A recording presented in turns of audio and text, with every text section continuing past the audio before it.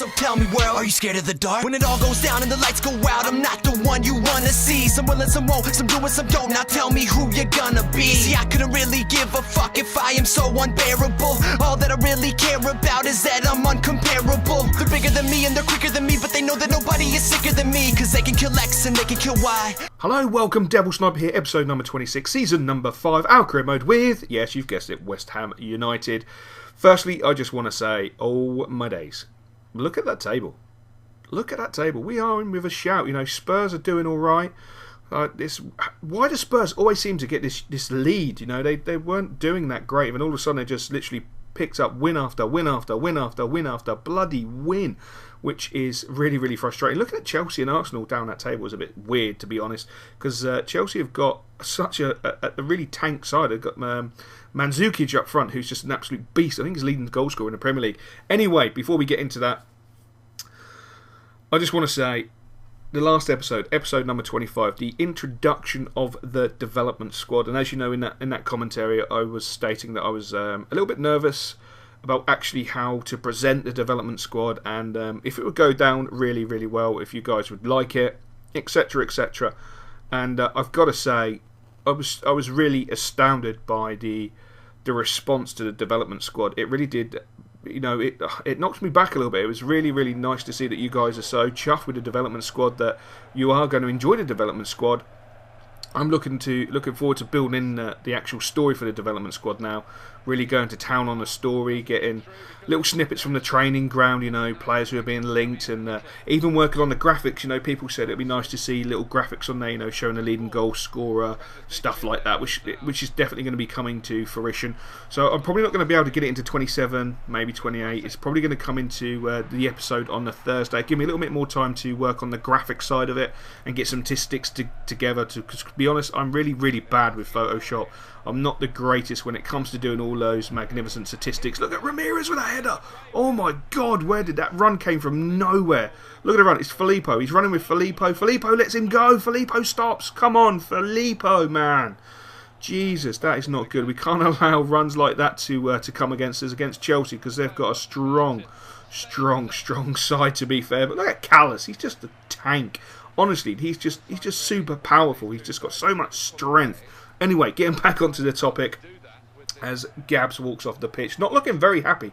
Got to say, he needs to man up and sort himself out, and yeah, just get a bloody move on. Just sort himself the hell out. But yeah, give me a little bit more of an opportunity. Look at that deflection from the Tevez shot. Jesus, come on. Give me an opportunity to sort out the graphic side of it, do some decent work in the actual Photoshop, because as I say, I'm not the greatest when it comes to Photoshop by any stretch of the imagination. So it takes me a little bit longer to produce any form of graphic, be it a thumbnail or anything, because I'm just not really gifted, as Filippo fires in an absolute rocket launcher on 61 minutes. What a shot, son. What a shot. Yes, show off your shirt. Show us your name. And give us a kiss in the crowd. Come on. Filippo, look at that, ball into Isco, nicely turns his play, and what a shot. That boy is just ridiculous. He's just absolutely, he's such an effortless player, he really is. Nice football being played. Gabs with the opportunity, and that's a huge save. I've got to say, for Chelsea, that was a big save. But the game finished 1-0 to West Ham, and I've got to say, it was a tough game, but we needed those 3 points. Not the most exciting of games, just purely because Chelsea seemed to defend in great numbers and in depth.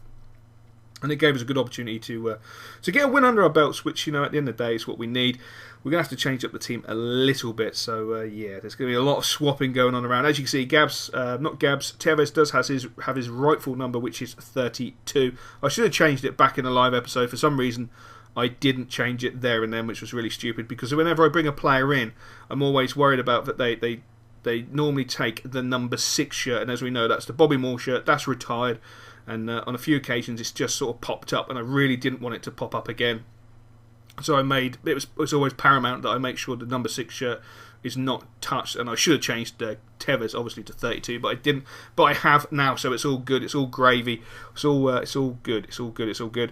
But as I say, yes, the development squad will be back on the Thursday episode. It'll give me an opportunity to do some more recording, because I didn't record too far ahead with the development squad, because I honestly didn't know how you guys would take to it. Now you guys have taken to it so well, I will start recording some development squad, start working on some graphics to build into the actual career mode, and actually start providing you with some content for development squad, which is going to be really, really exciting. I'm looking forward to that now. It's something that is really fresh and different and vibrant, and hopefully it's going to power through into FIFA 14. I suppose people picked up on the fact, if you watched the West Ham complex, I mentioned FIFA 14 and how the world will be used for FIFA 14. So yes, I think it's pretty obvious I will be continuing a West Ham career mode in FIFA 14, that's for sure. Maybe not straight away, maybe a slight break, because there is another project I want to work on at the beginning of FIFA 14, but we will see how everything goes.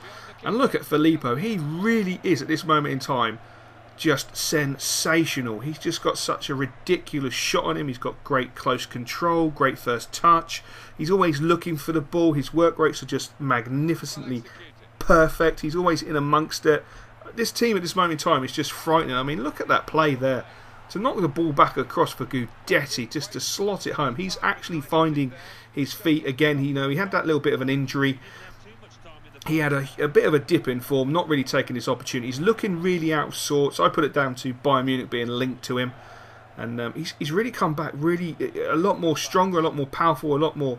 I don't know, he's just come back. He's just like a totally different player. He's just he's an unstoppable goal-scoring machine at this moment in time. Zaha trying to get in there with a shot, not really his greatest, to be fair. Then again, his left foot is not his strongest.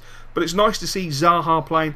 Zaha get in amongst it and playing some really good football. And I've got to say, this game was really tough. I mean, Juventus have a magnificent team. I mean, those skills in that box there was fantastic. Butland just kept his head, kept his eye on the ball, pulled off a huge save. We struggled to clear it for a little bit, but then Zaha coming back and doing some huge work, really adding to his game, that he's not just a forward player, not just a player all about going forward, that he can drop back, do the business, defend as a team and support the players in the team was really, really fantastic. A great ball across the box. I honestly thought they were going to score there when Butland palmed it away. I'm not sure why Butts palmed it away there. I think that was a little bit of lack of concentration on his behalf. But we strolled in at half-time, winning 1-0, which was really, really, really good. I was really chuffed. Diame had picked up a slight calf knock, a slight injury, and I really didn't want to risk him for the rest of the game. He had the little plaster and I wasn't willing to risk him. So I decided to put Fabio, our centre-back, our Brazilian 20-year-old centre-back, into the CDM position, just purely because we've got a lot of tired legs at this moment in time. I mean, what a ball that was into Adrian. Adrian gets to the byline, pulls the ball back. Unfortunately, it didn't come to anything, but what a freaking pass that was. Absolutely sensational. And it was nice to see Fabio play in the CDM position because he played so well. But look at Butland. Absolutely unstoppable. He has the reactions. I don't know. His reactions are just absolutely immense. They're just ridiculous. Benzia getting to the byline, pulling the ball back, and what a header. And yes, you guessed it. It's John the Beast Gudetti. So hopefully Hammers 865 will realise that Gudetti is, at this moment in time, in sensational form, and perhaps give him a bed in his house in the West Ham complex, because at this moment in time, Gudetti has nothing to sleep on. So there are some beastly teams left in this competition. The one result that stands out there for me personally has to be Inter Milan 5, Atletico Madrid 1. We didn't really have an easy game against Atletico Madrid last season. We struggled against Atletico Madrid and we got through. But my God, we battered Inter Milan, and Inter Milan just went and slapped the living crap out of Atletico Madrid, which really shocked me. And Callas is really happy and enjoying things at the club, which is fantastic. I am so chuffed. He had a little bit of a problem settling in. he didn't like the English way. He didn't really settle into the English way to begin with. He expected a lot from us as a club. He demanded that he wanted to play week in, week out. And unfortunately, when you come to West Ham, it takes players a good couple of months to settle down and realise that we work on a rotational system and not just churning out the best players all the time, because that would just not work. As you can see, I'm doing a little bit of business on the old laptop for England.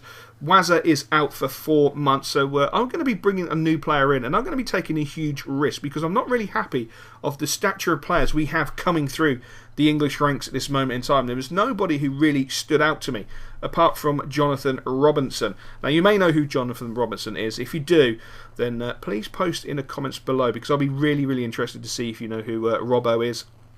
We are going to sim both games for the England because, as I say in the last episode, I just want to get a good crack on with this series, and we're going to have so much England content after this. I mean, I'm going to be playing the rest of the England games, and hopefully, fingers crossed, touch wood, because we do put ourselves in a good position after the very good victory against Poland, a 3-1 victory.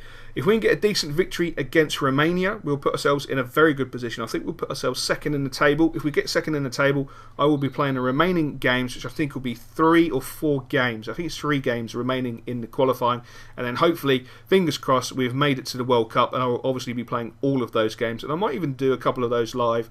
There'll be like a little side series, I think, but obviously still connected to West Ham 100%, because we'll be doing transfer business, I presume, through the summer in that window, which is going to be quite scary, because that's something we're going to have to talk about in another episode, actually, is the transfer window for the summer, because I really feel that we have to honestly look at the team and decide what we're going to do in a big way, because we have some potential great players coming through. You know, the likes of Rocker Miguel, one player who you're going to see in this next game, Tremel. I think he's going to be he's a rising star. He's going to be phenomenal. The boy is a genius. He plays right midfield. He cuts in on his left foot. Phenomenal. The boy is phenomenal. And I'll tell you what, this is a great game, purely because we've been threatening to do this to someone for a long bloody time. And as you can see looking at the table, a good win today will hopefully stick us in second place, regarding what Manchester United do. We've got Manchester United coming up in the next few weeks anyway, so that was going to be an interesting game. But Nelson Oliveira really playing well at this moment in time. He's really playing for his career at West Ham at this moment in time. Had a sit-down chat with him and said, look, you're not performing. At this moment in time, you're the first name on the sheet to go out in the summer. You've got to up your game. You've got to score goals. You've got to get assists. You've got to play with a lot more passion. And he stuck the ball into the back post for Guidetti. And Guidetti at this moment in time just does not know how to miss. He just does not know how to miss. But Oliveira, again, getting involved, getting amongst the play, knocking into Guidetti. Guidetti on his left foot, and Guidetti scores. Such is his form. I really feel that his form at this moment in time doesn't matter. If he backheeled it, if he just chested it, if he even blew the ball, it would go in. But he's just playing sensationally. And again, Nelson Oliveira doing some great work, knocking the ball into Eduardo. Eduardo with a fantastic shot. But who's there? Yes, John the Beast Guidetti. After 26 minutes, he has got his hat-trick. Unbelievable play from Guidetti. Absolutely unbelievable. But Diami trying to get in on the axe, but unfortunately his shot is saved by the goalkeeper. It would have been so magical to see Diami on the score sheet. He hasn't scored for a long time for us, but just before half-time, and I've got to say, a wonderful cross in, and Fletcher took that goal really, really well. I expected our boys to win the ball in the air. Now, we have got Kolka, we have got Stefan, we have got Callas, you know, big boys, strong in the air, and unfortunately, Stephen Fletcher was just a little bit stronger at that point in the game, and brought Sunderland back into it into some ways, and that started to open the game up even more. We decided to go up to attacking, give the ball to Filippo, and Filippo just puts it wide. I honestly thought at the time I took that shot it was a lot closer, but look at the concentration on his face. He's really 100% up for it. But I decided to take him off due to a slight hamstring injury. Guidetti came off just to rest him, and Nelson Oliveira came off because I felt he had done enough to satisfy me for that game. I mean, he played phenomenally in that first 45 minutes, and I wanted to give a few players a good run out. Picking up the ball with Gabs.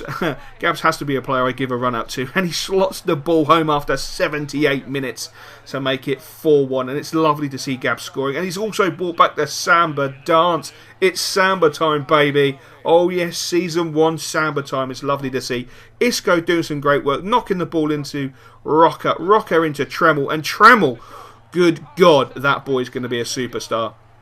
An absolutely crackerjack finish. We saw him in a development squad. He played really well in the development squad, and he did score against Rotherham in the development squad. But he's made the step up into the first team with consummate ease. I mean, the first touch is not the greatest, but the ball's bouncing, and such is his confidence as a young lad, 16 years old, to hit it first time on the left foot. to rocket in the top corner was sensational. Andy Johnson went down the other end and scored for Sunderland to make it 5-2. But Tevez gets on the score sheet for the Hammers in the 90th minute. And now it's time for the bonus. The game finished Sunderland 2, West Ham United 6. And it's time for the bonus moment from the West Ham complex. I hope you enjoyed this episode, guys, and I will catch you later. So before a game, I like to go to my personal library, sit down, drift away and think about nothing and have a nice dream. And yes, I dream about riding a pig, but not just any pig, a super pig found at Hammer's 865 personal little garden. And yes, I was riding Rooney. How bizarre. I know, it's just one of those things. Come on, riding Rooney made me absolutely laugh my arse off. So yes, I'm coming out of my library. This is actually in my house within the players' compound. As you can see, we've got some nice, beautiful carpet in there. We've got some lighting down the middle of the hall. And I'm just going to go up to the roof because we've only done a few sections of the house, nothing too major. I'm not really here to show you the house. There's John Goose Detty's house in the background. You can see the flag proudly behind the house, and I am going to have to put in a nice little effect so you don't see what I want you to see before you see it, if that makes any freaking sense to you whatsoever. But trust me, it's going to be well and truly worth it. The wait is worth it. There we go, there's the special effect, and bish bash bosh, I'm awake, and it's time to turn around and show you something magnificent. Good God, look at that, yes. The West Ham badge. Not 100% finished, I will say. It's not 100% finished, as you can see from the top. You've just got to do a little bit more to it. But good God, how epic is that? And to give you some sort of indication how huge this really is, I'm going to land on the floor and I'm going to walk up to it and just look up, because this is huge. Absolutely huge. A huge thanks to my very good friend Boom, aka Tess, aka German, aka Steiger, aka Munich Suck Balls. Fantastic, so chuffed with that. That really has made the complex for me. Hope you enjoyed this bonus, guys, and I'll catch you later.